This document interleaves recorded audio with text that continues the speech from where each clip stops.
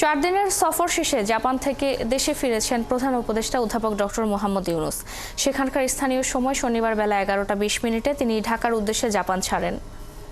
এই সফরে দেশটির প্রধানমন্ত্রীর সাথে বৈঠক করেন তিনি। এই বৈঠকে দুই দেশের মধ্যে ঋণ সহায়তা চুক্তি হয়। এছাড়া জাপানের সাথে আরও 6টি সমঝোতা স্মারক সই হয়। আর বাজেট সহায়তা ও রেলপথের জন্য বাংলাদেশকে $100 কোটি ঋণ ও অনুদান দেবে জাপান।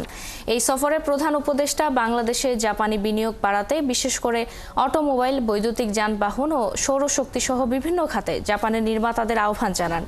এছাড়াও নিক্কেই ফোরামের ফিউচার অফ এশিয়া সম্মেলনেও যোগ দেন প্রধান উপদেষ্টা।